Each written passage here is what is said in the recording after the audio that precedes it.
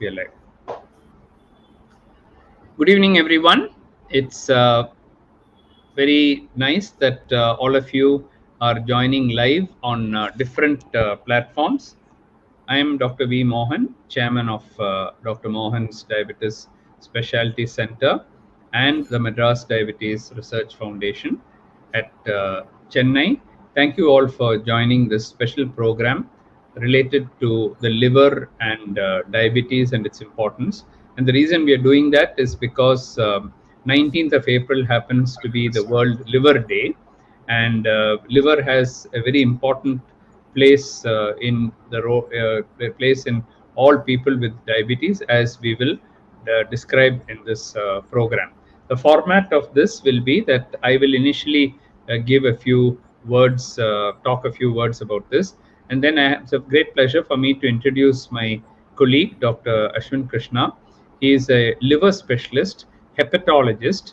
He has also been trained in liver transplantation, and he is our consultant hepatologist, liver specialist at Dr. Mohan's Diabetes Specialty Center, and he consults at our Gopalapuram main center, where we have set up for the first time in India. Actually, we set up a diabetes liver clinic to coincide with the World Diabetes Day on November 14th, 2023.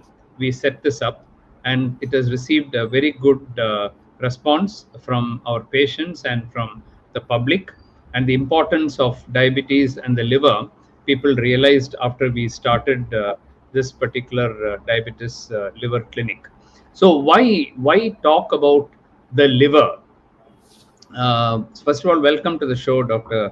Aswin. It's a pleasure to have you with us. We will discuss something about liver and diabetes.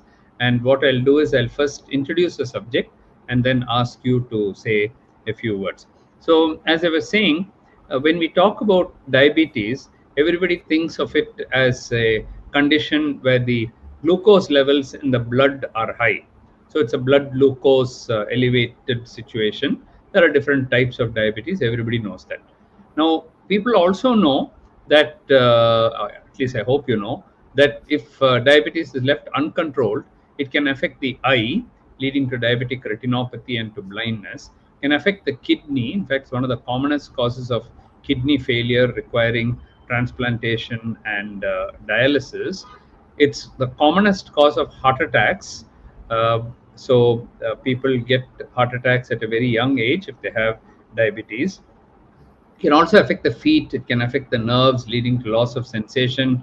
It can lead to blockage of the arteries of the feet, leading to a terrible condition called gangrene, which can lead to amputation of the feet in some people.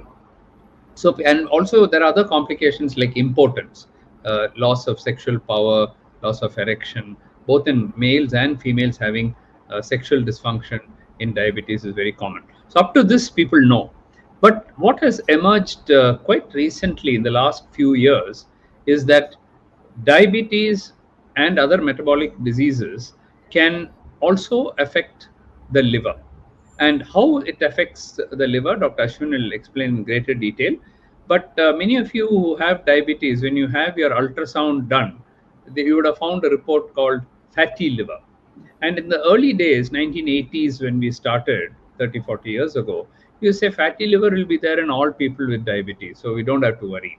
In fact, the prevalence of this fatty liver is quite high in diabetes. Of course, for those of you who drink, you know that alcoholism, and even occasional alcohol intake can result in fatty liver. But we are talking about a condition which is not associated with alcohol, and that's why it's called as non-alcoholic fatty liver disease, or NAFLD for short. Today, that has been replaced by another term, and Dr. Ashwin will probably talk about that. It's called metabolism associated steatosis, or liver disease. So it is called MASLD. The new term for NAFLD is MASLD. So to cut a long story short, if you have diabetes and if you have obesity, then the chances of you having fatty liver is close to 100%. If you have diabetes alone, it's about 50, 60, 70%. Obesity will add another 50, 60, 70%. If you have both, almost 100% of people have fatty liver. Now, fatty liver by itself, you may think is an innocuous condition, but what happens is that when the fat is there for a long time, it leads to inflammation, and then that can lead to more serious conditions, which Dr. Ashwin will tell you. Now, the other way is also true that, of course, I said diabetes can produce fatty liver, but fatty liver can also produce diabetes. How? Because liver is where the insulin works and glucose is stored as glycogen. Now, if the liver has a lot of fat in it, the insulin cannot work properly. So, a condition called as insulin resistance occurs. And if insulin resistance occurs, then the glucose metabolism is interfered with, and the more and more fat tends to accumulate. Insulin doesn't work properly. The fasting glucose tends to go up, and there is a link by which fatty liver can also produce diabetes. So we call it as a bi-directional relationship. Diabetes can produce fatty liver, and fatty liver can produce diabetes. So to talk more about this, we have, as I already introduced, my colleague Dr. Aswin Krishna, who is a liver specialist. He's called as a hepatologist. So within the gastroenterology itself, people are specializing in different organs, and Dr. Aswin Krishna is one of those who is specialized in liver diseases. Welcome, Dr. Aswin Krishna, and please tell us about why liver is important in people with diabetes, and tell us a little bit more about this non-alcoholic fatty liver disease and the new terms that are used for it. Over to you, Dr. Okay. Thank you so much, sir. So, our liver has the ability to undergo around 500 important metabolisms in our body. Also, liver also acts as a storage organ which stores many needed substances in our body. So, any damage to the liver causes vital damage to the entire metabolism and causes damage to the entire body. So, why, as I told earlier, fatty liver is most common in every our society. If we see, we would have seen at least one ultrasound report showing that ultrasound suggestive of fatty liver. And as are told, it is ignored earlier days. Nowadays, it has gaining importance. So, fatty liver. What are the uh, things that can affect liver? First thing is mainly over alcohol intake.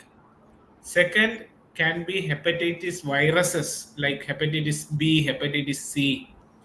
Another major important pathology that is coming up recent days is the fatty liver. How frequent is fatty liver in our society? Study says that one among three members in our family is suffering from fatty liver. Coming to diabetes, it is much worse.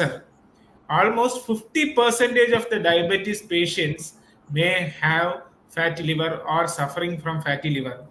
As Sir correctly pointed out, when diabetes patients have obesity, when they are overweight, the chance of fatty liver is more than 90 to 95 percentage. So, what is this fatty liver? Uh, Fatty liver is the condition when there is more than 5 percentage of the fat stored accumulates in our liver.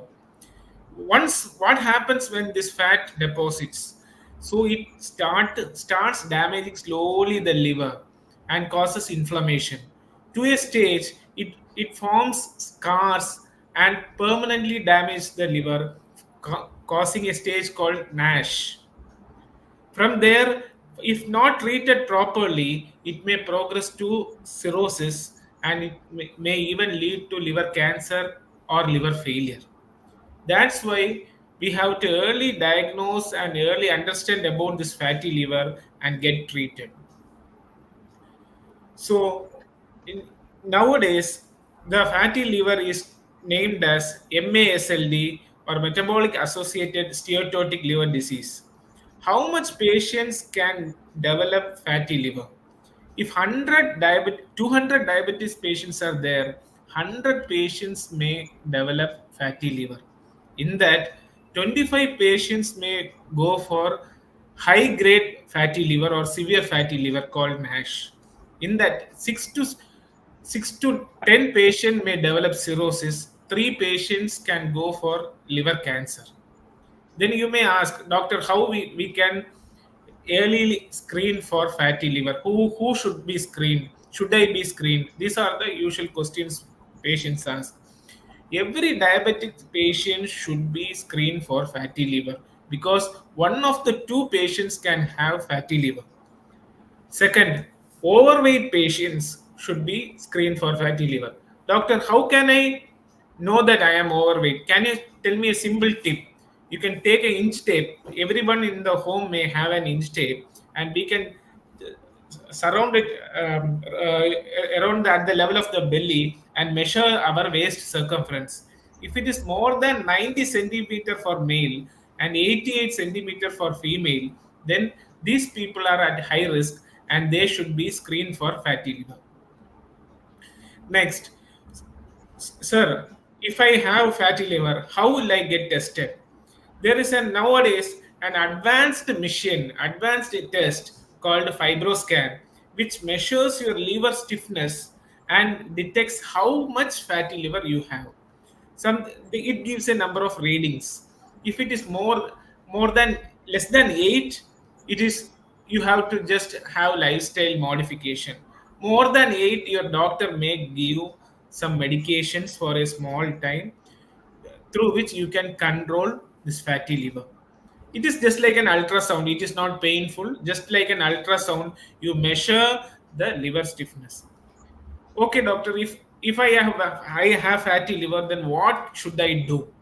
The first and most important is weight loss by exercise. So how much weight loss should I do? Is weight loss or exercise helpful in fatty liver? Studies says that if you reduce more than 10 percentage of body weight in 1 year, at the end of 1 year, 90 percentage your fatty liver can get resolved. If I am around 100 kgs, I have to reduce only 10 kg per year. That is 1 kg per month only I have to reduce. 1 kg per month weight loss is really achievable and practical. So 1 kg weight loss can help to completely eliminate fatty liver up to 80 to 90 percentage. Another 10 percentage can be helped by medications. What food can I take? Most of the patients have this doubt. So patients are usually advised to avoid saturated foods and trans-saturated fatty acids.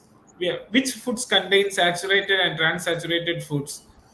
Mainly the red meat, fast foods, carbonated drinks, and coconut oil. These contain trans-saturated fatty acids and unsaturated fatty acids such as sunflower oil, olive oil, groundnut oil should be encouraged. And anyone with a diabetes and overweight should be screened for fatty liver. Through these methods, you can completely eliminate fatty liver and have a healthy lifestyle. And those patients with alcohol, taking alcohol, are at triple risk of having fatty liver along with the diabetes. Patients with diabetes, if they take alcohol, if the normal patients take alcohol once in a month, even once in a day, diabetes patient even once in a week can be harmful. So patient taking alcohol also should be careful. This is a nutshell I want to talk to you. And the next important thing is every fatty liver patient should ask the doctor for screening for liver cancer, because many patients in our institute we detect liver cancer through the screening for liver cancer in fatty liver. So this is yet another important thing to note in all fatty liver patients. Even Thank you. our Yeah. Yeah, thank We you, are Dr. Ashwin. I think we'll come thanks. back to some questions which people Sure, have sure, asked. sure, sir. For those of you who want to know in which of our branches it is being done, of course, we do the liver function tests in all our branches. But the problem with the liver function test, which you normally do, the SGOT, SGPT, that is AST and ALT, gamma GT, these tests are not sensitive enough to pick up the fatty liver. Ultrasound is done in some of our branches, mainly in our Gopalapuram branch. It's a fairly good thing, and ultrasound tells you about the fatty liver, and it can even grade it as grade 1, grade 2, grade 3. The advanced ultrasound that we have at our center, to some extent, this elastography is included, so it will tell you something about the stiffness. But for purists like Dr. Ashwin and other gastroenterologists and hepatologists, they believe that a fibroscan, the machine which Dr. Ashwin mentioned, that is present in our Gopalapuram branch at Conrad Smith Road. So, if any of you want to have, it takes only 2 minutes. It's totally painless. It takes less time than ultrasound also. They just put it in the liver area here near your ribs, and put twice kind of sound will come, and that's it. You'll get the result immediately. So the fibroscan gives you two things. One, it tells you how much fat is there. We call it as cap. And then the other one is KPA, which tells you about the fibrosis. So as Dr. Ashwin said, if the value is only 4, 5, 6 like that, it is probably, that means it virtually rules out your fibrosis. But it goes very high. That number goes high. 10, 12, 14, 18, 20. If you have 20 and all that, you have severe fibrosis. Chances of having cirrhosis is also quite high. And then, if you're meeting Dr. Ashwin, he may recommend you to have 1 or 2 more tests to rule out cirrhosis and to rule out liver cancer, because some of these patients with very severe cirrhosis, severe fibrosis, and very severe degrees of fatty liver can go on to develop cirrhosis, as he mentioned, a small percentage, but we don't know which one will develop. So therefore, we don't have a test to find out who will develop cirrhosis and who will develop cancer. So we have to keep screening so that in the early stages we're able to pick it up, we can still treat it. Beyond a certain stage, we cannot treat. For example, if it's only simple fat, what we call as steatosis, if you lose weight, you can reverse it. I have seen patients come back after losing 5, 10 kilograms in weight. Sometimes they do a lot of yoga, physical activity, cut down on carbohydrate, cut down on their rice intake, chapati intake, include more of vegetables, stop eating all this junk foods which Dr. Ashwin mentioned, and start regular exercise, 1 hour of walk every day, stretching, and all those things they do. And after 3, 4 months, when they come back, the grade 3 fatty liver would have become grade 2 and then grade 1. And sometimes I've seen the fatty liver completely go. So you can actually completely reverse the fatty liver also, and up to a certain stage. But beyond a certain stage, there is a point of no return. And then it will start, the inflammation will start, and that process will then go on to fibrosis. And even at the early stage of fibrosis, you probably can do something. But then the next stage, where real cirrhosis, shrinkage of the, first the liver is enlarged, then it starts shrinking, shrinking, shrinking, and it becomes hard, nodular, hard, like cirrhosis. That is a stage where cirrhosis has set in. By the time swelling of the abdomen, swelling of your legs, and breathlessness, and all these things will start, and then you're probably in a terminal state. And at that stage, only a liver transplant can be done. And even at that stage, some people don't get treated, and then can go on to liver cancer in some patients. So, as they say, prevention is always better than cure, and the first thing is to check up. So if you have not had a fibroscan done, please come to our Gopalapuram unit and say that you want a liver test done, and we'll be happy to assess the ultrasound for you, do the fibroscan for you, do the liver function test for you, find out whether you have any risk of developing liver cancer, and so on. And then you can consult Dr. Ashwin also to find out whether anything else needs to be done. You may ask, apart from diet, exercise, and all that, and weight reduction, are there any medicines? Are there any diabetic medicines which can help? Now, certain medicines, like for example, the sulfonylureas or insulin, they're very good at reducing your sugar level, but they can increase your weight. and insulin is a hormone. So while insulin is a fantastic drug, lifesaver for type 1 diabetes, it is the treatment, there's no other treatment, but insulin is a hormone. So if in type 2 diabetes, where already have insulin resistance, you keep on injecting insulin in high doses, you'll put on weight. Today, we have two classes of drugs, the SGLT2 drugs as well as the GLP-1 receptor analog. These drugs are very useful to reduce weight. So apart from reducing your sugar levels, they also help reduce weight. Some of them can help in profound weight loss. And some studies, early studies, have shown that they help to reduce fatty liver as well. And there are studies going on, and encouraging results are coming. Through the weight loss, they are showing that a fatty liver can also come down. There are one or two other drugs, vitamin E in high doses being used, and I'm sure Dr. Ashwin will talk about that later. Pioglitazone is an old drug. It does reduce fatty liver, but then it has too many side effects, and therefore we don't encourage use of pioglitazone much. But all other treatments are available, and we have seen fantastic results in people who are able to prevent cirrhosis and prevent going into liver cancer and so on, apart from also improving your diabetes control. Because once you get rid of your fatty liver, what happens is that your insulin works much better, and with your own body's insulin, you're able to get your sugar control much better. So your HbA1c also improves, your lipids improve. There is a drug called Lipaglyn, which was made in India. It's mainly, it came initially it came for lowering triglycerides, and this drug, also called saraglitazar, this drug has been found to be effective in reducing fatty liver and treatment of MASLD and NAFLD, and it has been approved by the Drug Control of India for treatment of this condition. And this is again a drug that we can use. So in a nutshell, there are treatments available today, which apart from your diabetes, you can help in controlling the body weight as well as the fatty liver. Dr. Ashwin, you want to add more on the treatment of fatty liver? No, basically, yes, sir. Mainly exercise. Many patients ask what exercise you should do. Some women tell that in the home I am working throughout in the kitchen. So basically, it is not considered as an exercise. You need a dedicated exercise of 30 minutes to 45 minutes per day.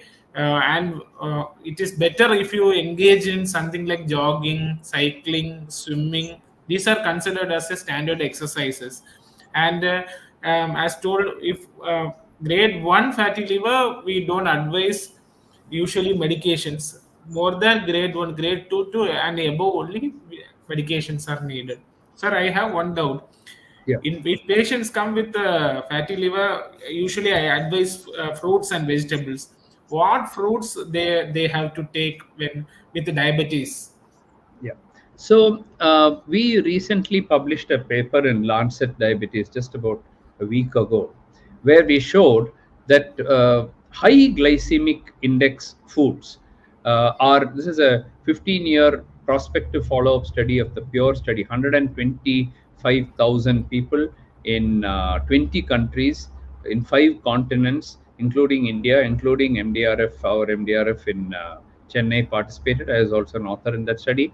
And what we showed was that if you take diets which are very high in glycemic index and glycemic load, they transform into diabetes. And one of the mechanisms, of course, is through the liver. So we have not studied the livers particularly. We'll probably do it in the future. We have a large liver study also going on. But clearly, the high glycemic index food, in an earlier publication in the New England Journal of Medicine published 3 years ago, we showed that diets with high glycemic index was also related to cardiovascular disease as well as mortality. So now we have evidence that diabetes, cardiovascular disease, and even death increases if we take too much sugar. So where does this glycemic index come from? Of course, it comes from sugar. Of course, it comes from desserts and very sweet drinks and sweetened drinks and so on. But coming to your question about fruits, there are fruits which are low in glycemic index. For example, guava. Guava has very low glycemic index. Apple is also fairly low in glycemic index. Papaya is not very high. Citrus fruits like oranges and so on, Musumbi, orange, they're also not very high in glycemic index. There are some fruits which have a very high glycemic index. Watermelon, which generally we say is good for diabetes, and people take it. Of course, it takes mostly water, but still it is quite sweet, and the glycemic index is quite high. Mango also has a high glycemic index, but if you look at the actual glycemic index of mango, they'll say it's only 53, it's only 55. It's not all that high, but the amount of mango you eat leads to glycemic load, what we call it. So we don't eat one piece of mango, no. So we eat a whole mango, half a mango. So when you add that, then it goes very high. Then there are sweets like chiku, sapota, very high in glycemic index. Grapes, quite high in glycemic index. Banana, quite high in glycemic index. So avoid fruits which are high in glycemic index and take fruits which are low in glycemic index, like guava and apple and so on. If you take vegetables also, there are vegetables like potato which are very high in glycemic index, whereas there are also vegetables which are very low in glycemic index. For example, if you take leafy, green leafy, non-starchy vegetables like spinach or like lettuce or like cabbage, beans, etc., and all legumes and pulses and beans and sundal, what we call, they are all fairly low in glycemic index. They are also quite high in fiber, and they are good source of vegetable protein also. Generally, the non-vegetarian items like fish or chicken are low in glycemic index, and they are high in protein and they are high in fiber. You rightly mentioned about the oils. So as far as the oils are concerned, I think monounsaturated fatty acid oils like groundnut oil, mustard oil, gingerly oil, these are the best, followed by the polyunsaturated fatty acids, which include sunflower oil, safflower oil, rice bran oil, these kind of things. And then, of course, you also mentioned coconut oil is saturated fat and palm oil is saturated fat. And of course, still worse if you go, the trans fats like vanaspati and dalda, and these are all trans fats which are absolute killers. So the saturated fats and the trans fats lead to more of fatty liver. Whereas if you take monounsaturated fats are also found in nuts. For example, groundnuts or almonds or pistachio or walnuts or even cashew. Cashew contains a little bit of saturated fat, but in our studies we found it doesn't increase the LDL cholesterol. Most of it is monounsaturated, little bit saturated content. So even cashew is okay. So nuts are okay. Seeds are also very good. Pumpkin seeds and chia seeds and flax seeds and other seeds which you can take in milk, or you can even take it just like that, you can sprinkle it. These are all very good. Another thing which is very good to reduce your glycemic index is methi. So if you add methi, then it helps to fenugreek.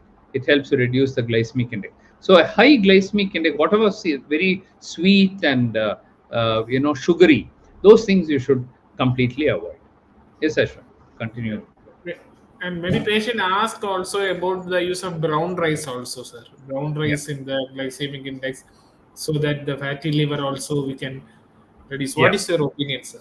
So we have definitely done studies on this. A lot of studies we have published on white rice, minimally polished rice, brown rice with legumes. Series of publications we have got, British Journal of Nutrition and many other journals we have published. 5, 6 papers we have published on various forms of rice and the glycemic index of it. So brown rice comes under medium GI. So it will be about 56, 58, 60, like that. So it is not low glycemic index because it's still rice, but it's unpolished rice. The husk is there, the bran is there, and therefore the glycemic index doesn't go very high. On the other hand, polished white rice goes above 70. Above 70 we call as high glycemic index. 55 to 69 we call as medium glycemic index, and below 55 as low glycemic index. So the legumes, pulses, and some of these fruits I mentioned, they'll come under low glycemic index. So brown rice will come under medium glycemic index. It's around 60, let us say. But whereas white rice is above 70, 75, 80, some varieties of white rice can go even up to 85, 90, almost like glucose. So it's like taking glucose every time. When you take 3 times a day, you take this polished white rice, it is definitely bad. Wheat also is not very low in glycemic index because the maida, the refined maida flour actually is very high in glycemic index. So we should choose foods which are more fibrous and less oily, and that kind of a wholesome food if you take, then it is very good for the liver. But as you said, Ashwin, I think exercise is very, very important. And I think the new WHO guidelines have actually gone to 1 hour, because earlier Yes. they said 30 minutes, 5 times a week, 150 minutes. Then they found it is not enough to reduce chronic diseases like diabetes, obesity. So today they are saying 300 minutes, which means 60 minutes, 1 hour, 5 days a week. So that is a minimum that they're saying now. And for Indians, probably need 60 minutes every day, all the 7 days. In addition to that, as you said, resistance training with some weights, and also stretching, flexibility. Or I use the acronym FAR, FAR, to remember the three components of exercise. F stands for flexibility, A stands for aerobics, and R stands for resistance training. So the FAR principle, I say, mix all the three. Aerobics, try to do every day or at least 5 to 6 days a week. Resistance training with weights, you can do at least twice a week. Flexibility, you should do every day, especially if you're older, so that you don't fall and all that. Each of these has been found to help. Actually, I had a very senior spiritual guru who came to me, who had grade 3 fatty liver. And I told him, he had fatty liver. And he said, I will reverse it, doctor. And after about 6 months, he came back, and the fatty liver had completely gone, zero. So I told him, how did you do this? And he said, I was doing 3 hours of yoga. Apart from that, he was doing pranayama, meditation, totally disciplined. He cut down his rice intake by almost 70%. He cut down. All that resulted in a dramatic reversal from grade 3 to grade 0. His fatty liver went. Of course, he had a lot of willpower, so he was able to do that. Now, let us see whether what the audience, a lot of audience have been responding. I'll quickly go through the comment section. So, Rima Saha Podar, thank you for your kind words, and good evening to you also. V. Shreya's Way, good evening. Good evening to you also. Dr. Aditya, KNV, MD Medicine, thank you. Good evening to you also. Malarvedi Selvam, good evening to you. Jay Shankar, thank you for your comment. Raghavendra Ravi, thank you for your comment. Now, next is from Devendra Shrimali. Tell me morning time for testing fasting sugar. There's no time to test it.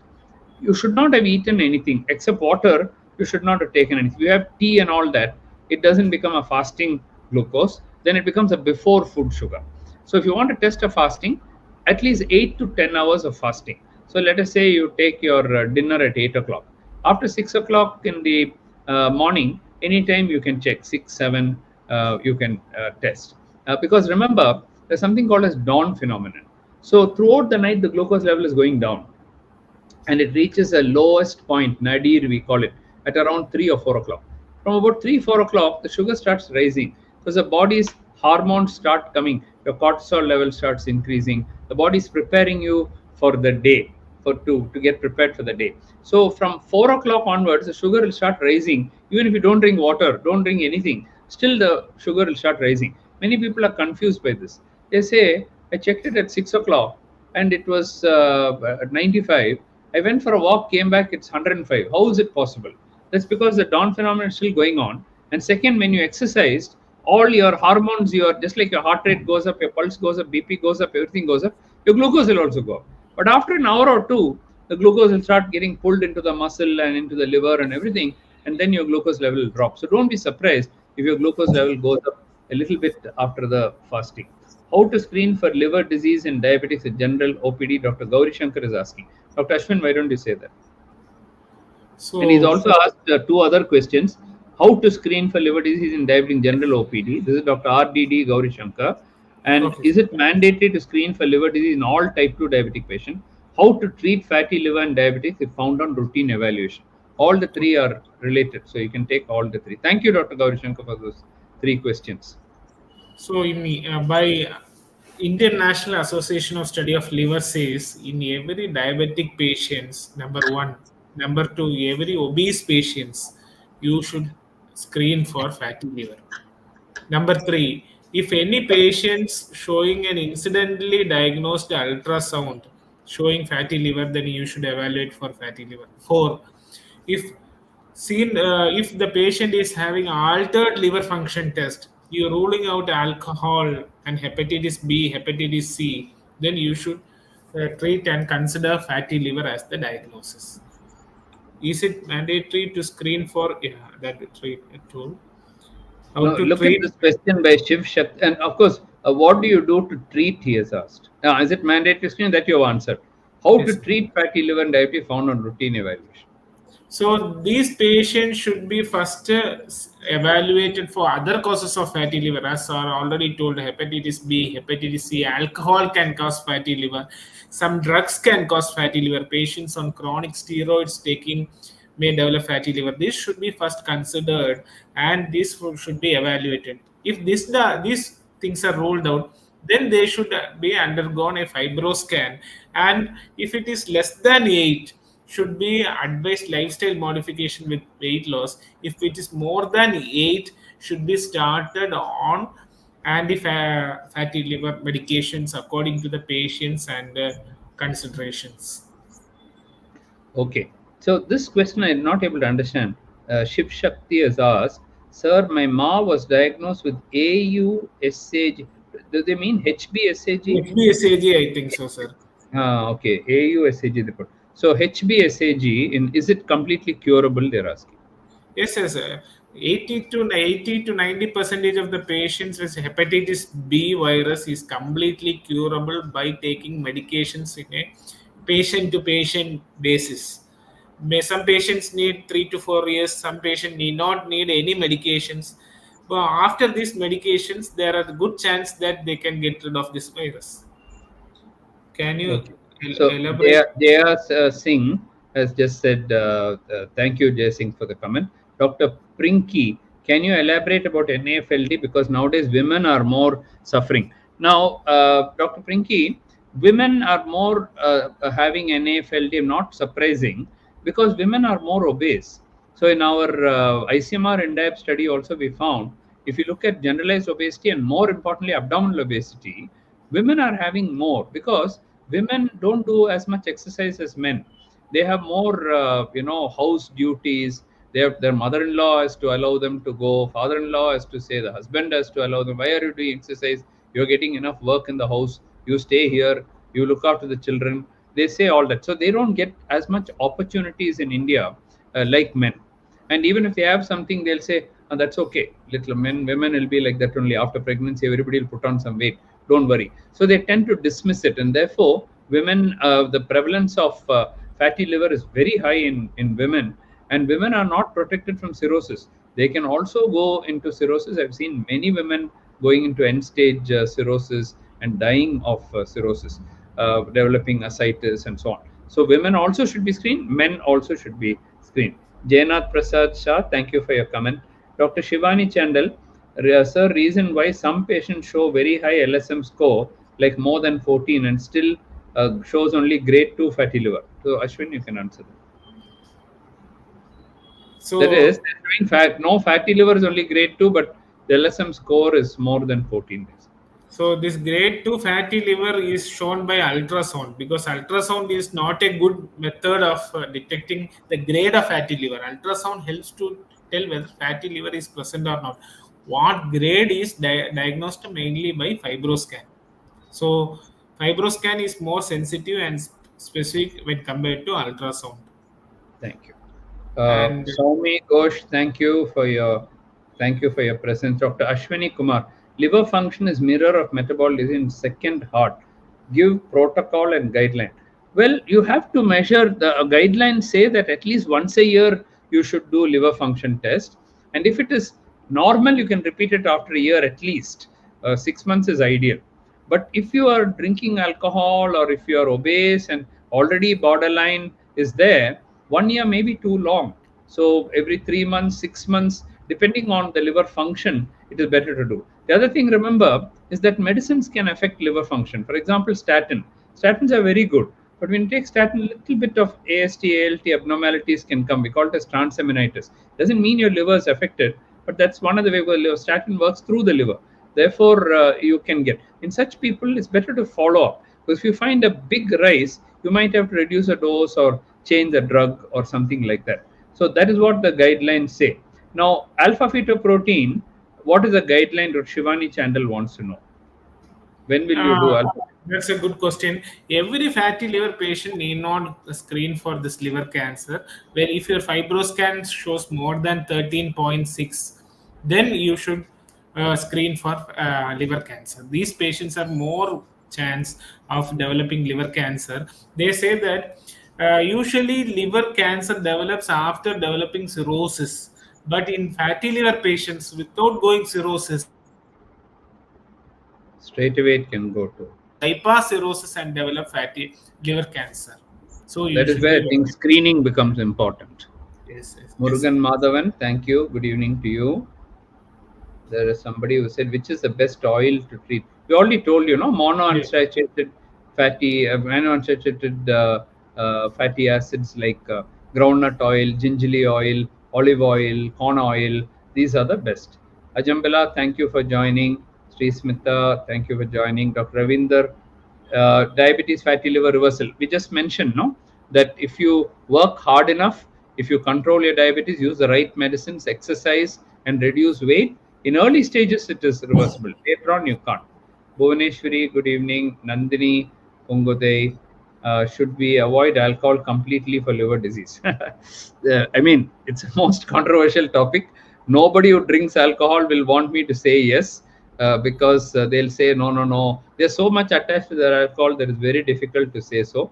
But if you ask me, this fatty, I mean, alcohol and wine and red wine and France protecting against heart and all that. Maybe red wine, French red wine for French people, maybe it will help. And even those evidences are not strong. Where and also they are taking Mediterranean diet and they're taking olives and they're eating more of vegetables and fruit and all kinds of things. So you cannot compare French people eating their diet. They don't eat mountains of rice like what we eat and fried foods, and they don't eat all that. The data that we have from India about 5 or 10 years ago with Dr. Prabhakaran from Delhi, we looked at the industrial cohort. We looked at all industries across India, and we found that any alcohol is actually bad. We published it, but we didn't give too much importance to it because in the Western world they were saying little alcohol may be good and all that. Nobody is going to recommend alcohol for health, but maybe a little bit is okay and all that. Now WHO has come out with recent evidence saying that any alcohol is bad. There is no amount of alcohol which is good. So even if you take one small per day, that is also bad. It's only a question of how bad it is. It's like smoking. You smoke one cigarette also, it's bad. You smoke 50 cigarettes also, it's worse. But one cigarette is not good for health, or is not going to help you, or it's not damaging. If you're unlucky, even with that one cigarette, you may develop some gangrene or something like that. So we don't know. So if you ask me, avoid alcohol. But I'll be very unpopular among all of you if I say that. So I would say reduce, use only sparingly, don't drink every day, don't go for binge drinking. An occasional social drink is probably okay. Now, in a person with diabetes, if you already have fatty liver, you're going to add alcohol on top of that. As he said, it's a triple trouble. You've got diabetes, you've got fatty liver, and now you're drinking also. So triple trouble to get cirrhosis and all that. So alcohol, be very careful. Will late night eating cause fatty liver? I feel yes, because the later you eat, the chronobiology is getting affected, and all that carbohydrate, especially when you eat, it tends to get deposited in the liver as fat. Whereas those who eat early, 6 o'clock, 7 o'clock, when people eat early dinner, they seem to have lesser fat liver. What do you think, Ashwin? Yes, sir. Exactly. The studies also says that who also follow intermittent dieting has less chance of developing fatty liver. Who have late early dinner and a late breakfast, who are given more than 12 to 15 hours gap for diet, has less chance of developing fatty liver. Who has fatty liver has much chance of reversal also. Correct. So, Doctor, so how frequently should one screen for NAFLD? Saravanan Raman.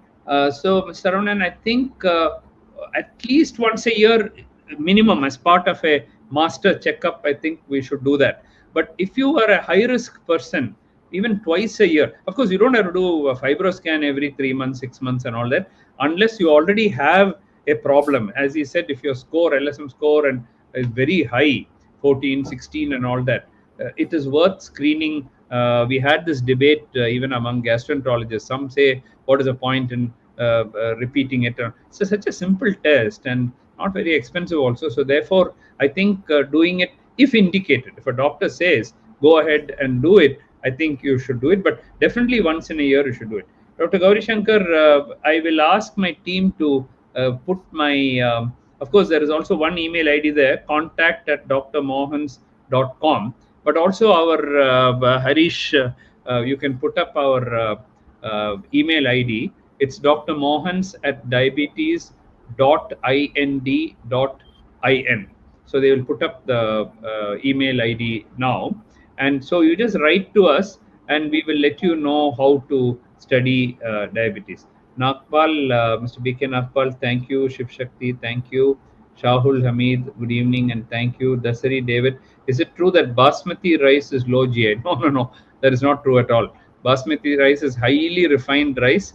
It is one of the highest GI. There is no thing. How do we prevent progression of fatty liver disease? Mr. Arun Raman, thank you for that question. As I already said, tight control of diabetes, regular exercise, weight reduction, using drugs which are known to help fatty liver, they can all help not only to prevent progression but also to reverse it. Dr. Gauri Shankar, I am a budding doctor. Any diabetic book for studying diabetes? We do have a handbook of diabetes, Dr. Gauri Shankar. Please write to me and I'll be happy to. Dr. Mohan said diabetes there. It's come. Now, if you see at the bottom scrolling, no? Dr. Mohans at diabetes.ind.in. Take a picture of that, write to me and address it to me, and I will be happy to help you. Krishna Devarailu Sakamori. Thank you for your comment. Dasari David, is there any ratio of protein to fat to carbs which is ideal to avoid fatty liver? So, without getting into too many complications, normally Indians take about 65-70% of carbohydrate. Protein is very little in the average Indian, about 8 to 10% protein, and the rest is fat. What we say is cut down the carbs from about 65-70 to between 45 to 50%. That means less than half of your diet should be carbohydrate. Increase the protein from 10% to 20%. Add vegetable protein in the form of Bengal gram, green gram, black gram, rajma, paneer, whatever you can take from vegetable protein, better. If you're non-vegetarian, you can take fish and chicken. White of the egg is very rich source of protein. The yolk contains more of cholesterol. White of the egg is good. Red meat, try to avoid if possible. And fat also, you take healthy fat. So about 45-50% carbohydrate, about 20% protein, and the rest from fat, which is healthy fat, is good. Jagannath Santaman, thank you. Mr. Oja, thank you. Devendra Srimati, doing great job. Thank you so much.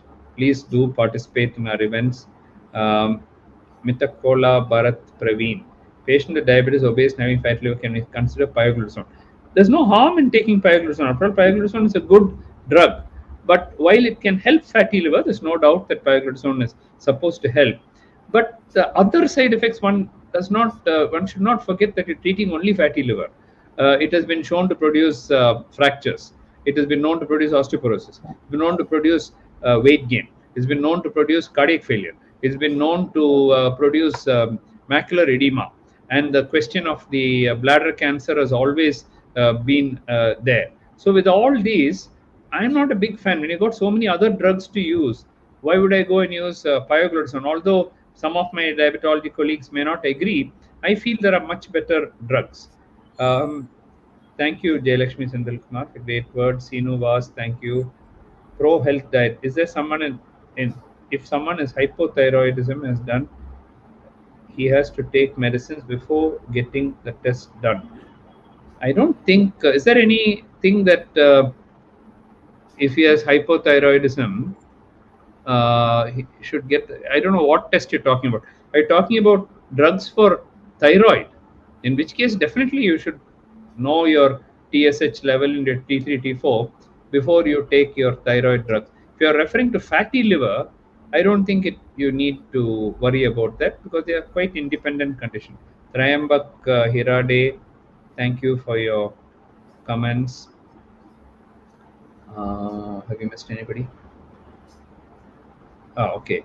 Dipan Vitta, thank you. Dinesh Kumar, thank you. Devendra Shimati. What is grade 2 fatty liver? It's only a grading.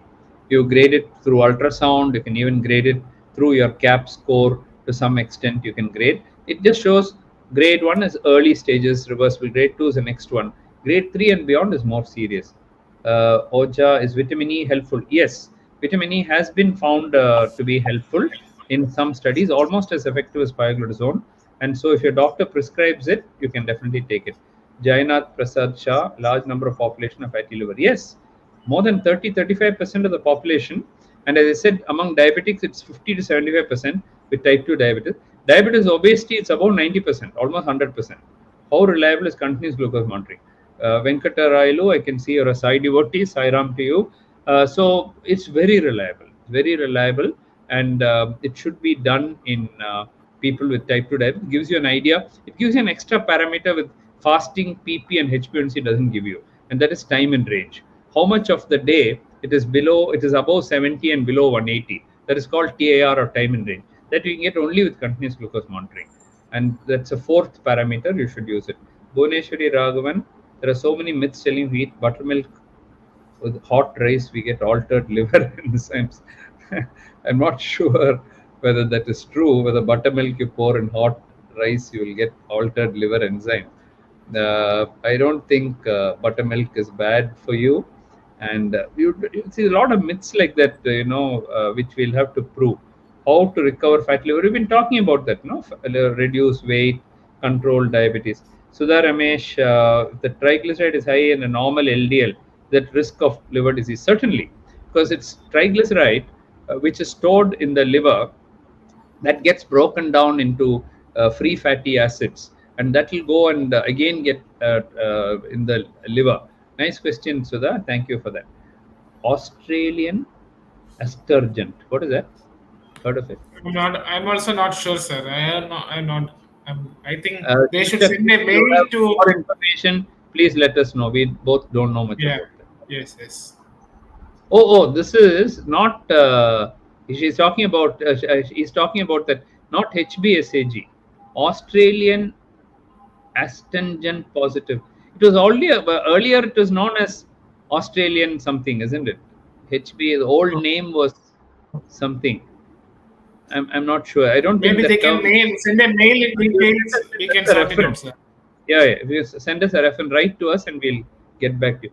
Naresh Kumar Batula, can you tell us, will there be cure for type 1 diabetes? Is there new treatment coming up this year which will help eliminating it? So type 1 diabetes, at present, it's, as I told you, it's a condition where total lack of insulin, zero amount of insulin in the body. So other than insulin, there is no other cause. And currently, if you stop insulin, the chances of dying. So therefore, insulin has to be given. But having said that, better and better methods of giving insulin is coming, Mr. Batula. For example, we have the automatic insulin delivery system, the hybrid closed loop system, where we have the insulin is delivered based on artificial intelligence, which finds out your blood glucose level and then determines how much insulin to give. You just wear it. It's like a driverless car or a pilotless plane being you just fit it and forget about it. Your sugars are kept under almost 100% control. It's almost like a cure of diabetes. Still getting injected insulin, but everything is done automatically. So with those kind of things, there is a new treatments which have come. Of course, we are still trying for stem cell therapy to convert to beta cells, islet cell transplantation. All these have been going on for years. Immediately, they are not coming. Maybe they'll come in the future. Usha Kumar, I also stopped all fried food. Now my liver is developed to grade 1 from 0. HbA1c has come down to 5.7. Wonderful. You're just proving what we said. Keep going. Even grade 1 can become 0 and HbA1c can come to below 5.6 also.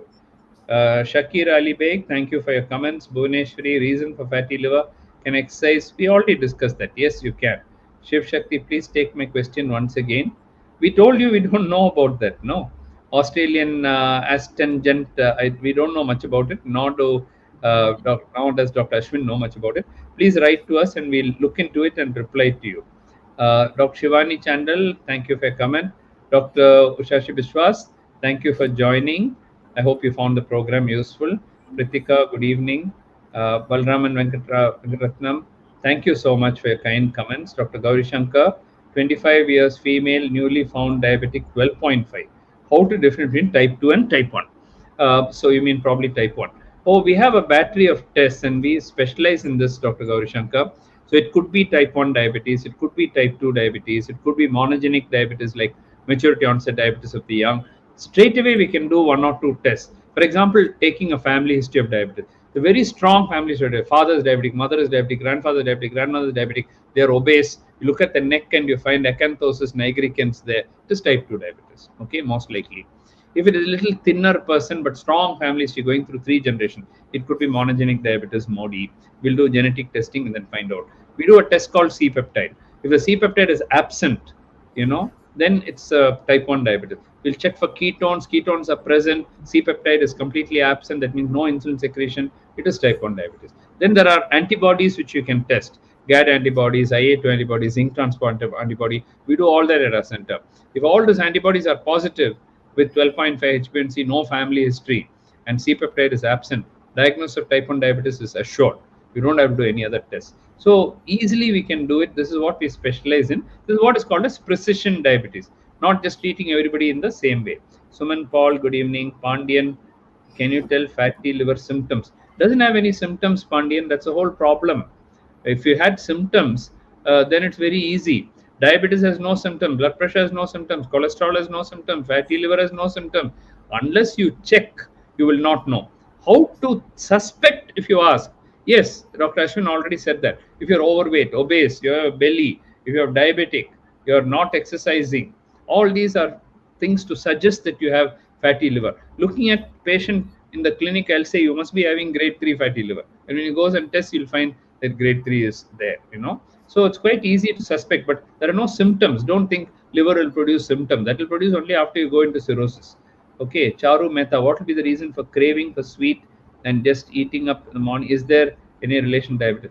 Craving is a human tendency. I said, no, alcohol people are not able to stop. Craving for that, craving for sweet, craving for cigarette, craving for... Once you develop that craving, your cells get, sugar is the most addictive, more than smoking, more than alcohol. It's a most addictive thing. So craving, once it comes, you cannot even stop it. It becomes so much addictive. So only by slow and steady. They say 21-day rule. 21 days you don't take sugar at all. It's likely that you will not take. El Murugan, is fatty liver hereditary? There are some genes which are... Dr. Ashwin, why don't you answer that? Yeah. Is there a hereditary one?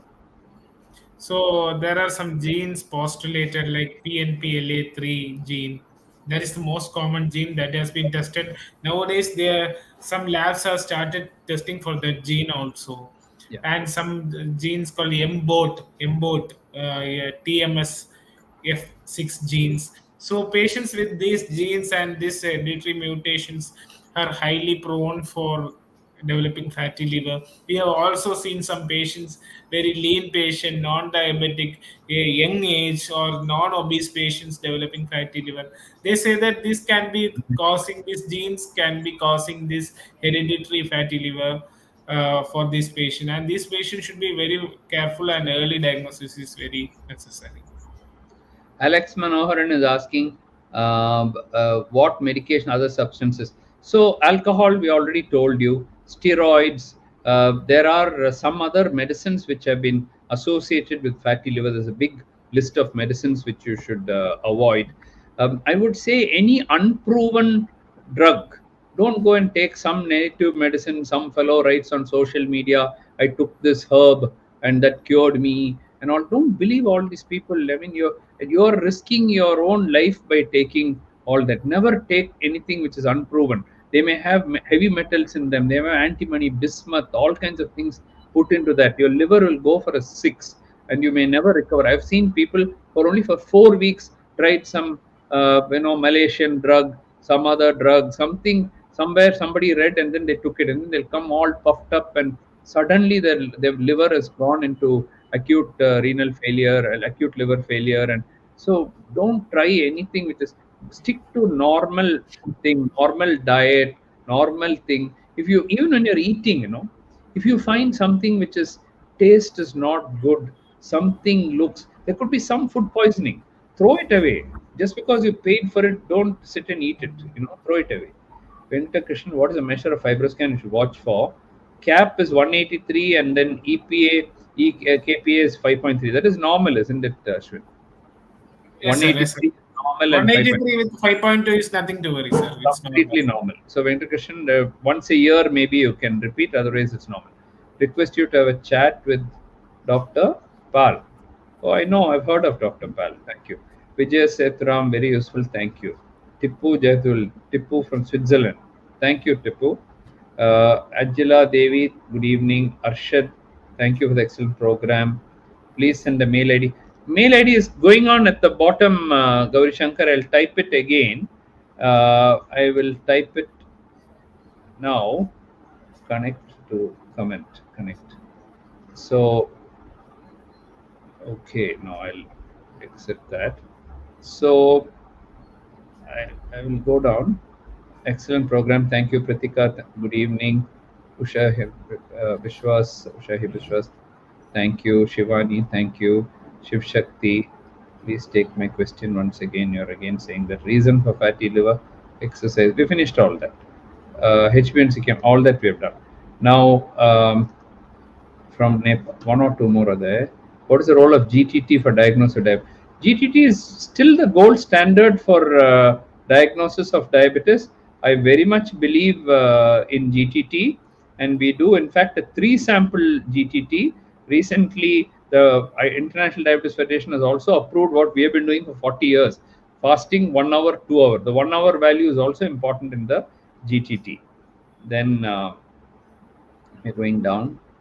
Tell us reason for craving, that we finished. What is the percentage of fatty liver in women? It's about the same, about 30% in women also. And if you're overweight, it'll go still higher. Tipo, I'm glad from Switzerland you're watching. That's very good. I hope Switzerland, you're living in a beautiful place. It's one of beautiful country. What's your opinion on medical grade honey usage in diabetic wounds? You'll have to take that on a case-to-case basis. There is some evidence that it's been used, but there are better things than that to treat. Shiv Shakti, milk should be avoided. Okay, so I'm glad you asked that, Shiv Shakti, because our findings are to the opposite. Actually, dairy is protective against diabetes. It is protective against metabolic syndrome. It is especially yogurt. We have found. We have 3 publications on this. Cross-section study from our own Cure study, Pure study, which has looked at 150,000 people, 15-year follow-up, 20 countries, 5 continents, followed up for 15 years, up to mortality, up to death. We have followed up people, and we find dairy is the most protective. You should take it. In fact, yogurt is the best. Milk is good. You can take it. It has calcium. It has many other things.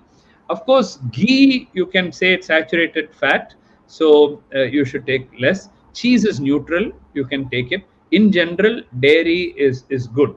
Fatty liver can take fish, non-veg. Yeah, you can definitely take fish. It is good for you. No doubt about that. Going down. Let me close that. Does it really help in grading? HB Om Sai Ram from Nepal, Dr. Ajay Yadav, Om Sai Ram to you. And even thin people having fatty liver, yes, as Dr. Ashwin said, it could be genetic, so that's good. Then Uma Sudhir, thin people, yes, I agree with you. Om Sai Ram. Rima Saha, alcohol we need to avoid, but few patients won't take it occasionally. What type of alcohol? Whichever alcohol you take, you should take it minimal. People with fatty liver, better to avoid. Santosh Vanshali, HbA1c positive, significance of fibroscan. Does it really help in grading? And can few Ayurvedic medicine, strict diabetes and lipid control be helpful? You want to take those? Sir, HbA1c positive. You just put HbA1c positive. Significance of fibro, does it really help to grade? It definitely helps to grade. You've already said that.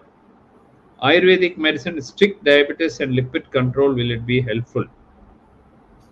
I think we need more evidence, isn't it? They may be helpful, but we need proper randomized clinical trials before they get approved as for use. And in any case, allopathic doctors are not allowed to use Ayurvedic medicine. We have to stick to our own.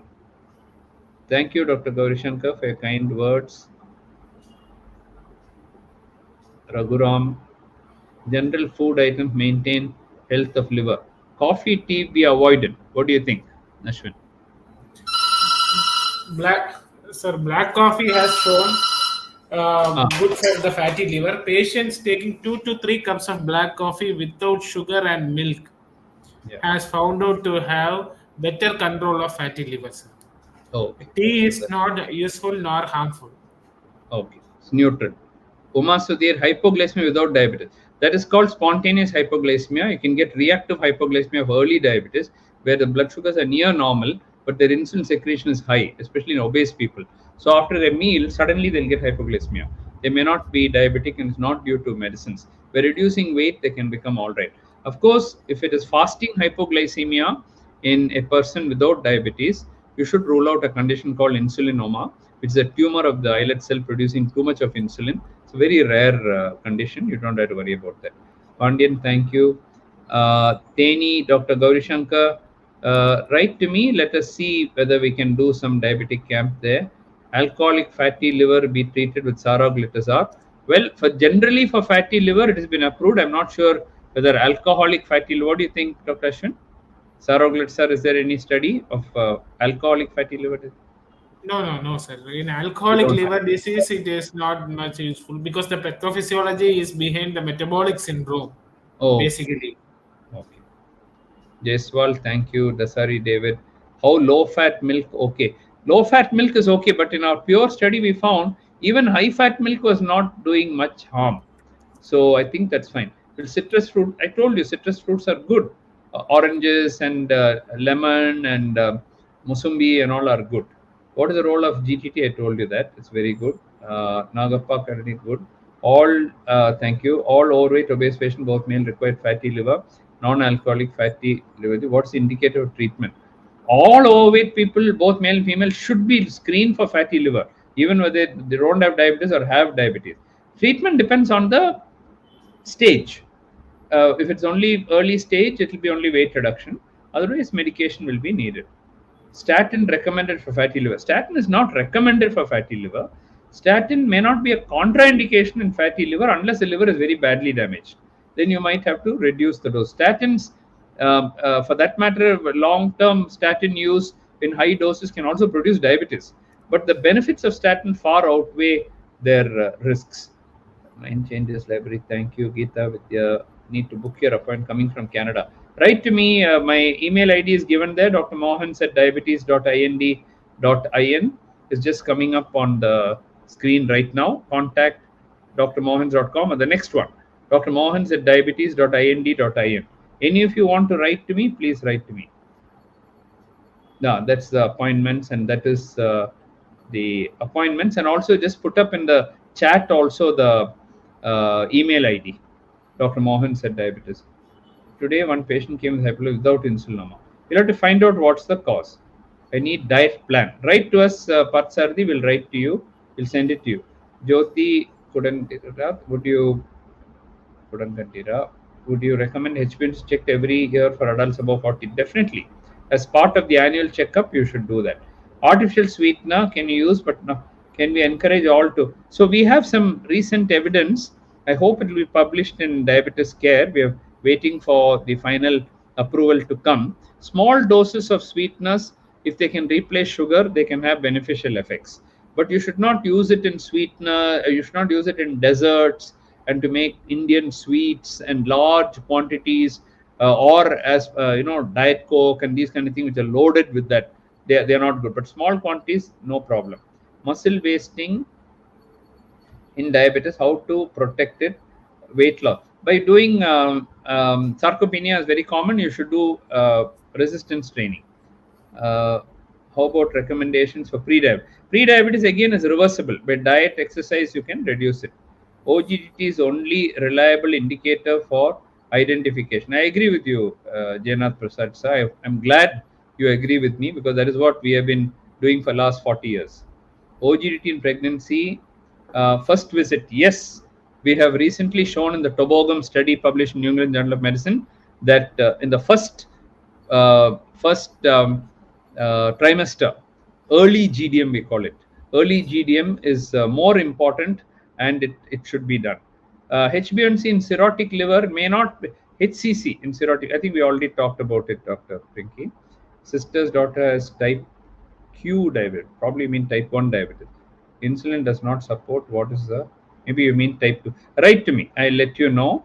Dandapani, good evening. Alex Manoharan, which complications? Again, you write to me, I'll let you know. Limited amount of red wine, 30% restriction, longevity, increased serotonin. There's controversy regarding that. The red wine theory has been revisited. HbA1c negative after leave 52 for 6 months. Good. If it has helped, it is good. But whether it would have reverted even before that, you need to do you never go by a single patient anecdotally. Anecdotally, I can tell you so many miracles which have happened. You have to do studies.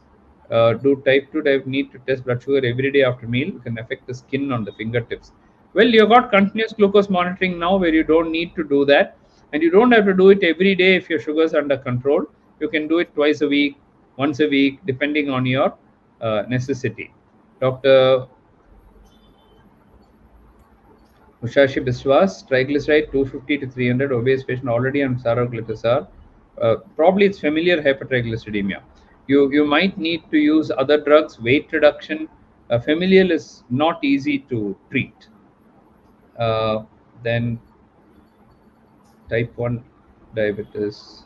Okay, so here are the details given of the email ID. Dr. Mohans at diabetes.ind.in, not INDI, IND.in. It's wrong. The thing is wrong.